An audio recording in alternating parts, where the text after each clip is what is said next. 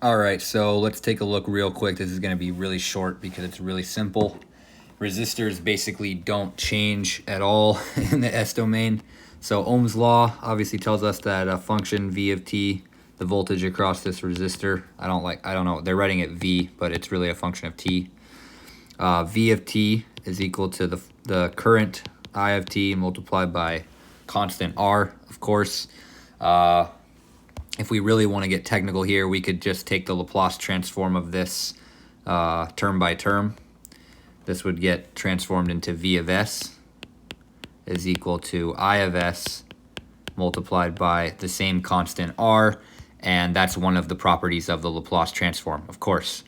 If we look back at the table, we would see that the properties table, let's just do it really quickly.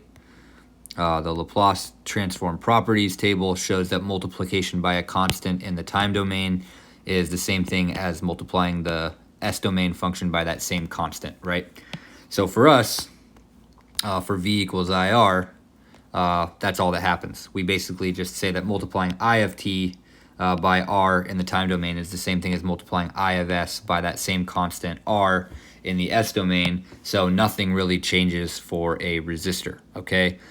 When you transform, there is no such thing as an initial condition for a resistor. I mean, there is. We could say that there's current flowing through this resistor initially, but we typically want to model our initial conditions based on the energy storage elements, which are the inductors and the capacitors, because a resistor, even if it has initially some current flowing through it, that current would have to be coming from one of the capacitors or the inductors anyway. So by convention, we just leave the resistor alone and we model our initial conditions on either the inductor or the capacitor.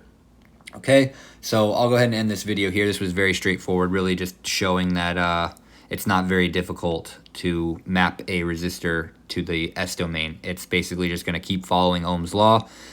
Because its impedance is constant. It has a resistance or impedance of R, and that's all there is to it. Okay, so and again, this is by the property of multiplication by a constant. If you really want to get technical and look at the Laplace transform properties table, you can do that as well to justify this relationship. Okay, so I'm going to end this video here. In the next video, we'll look at inductors in the S domain.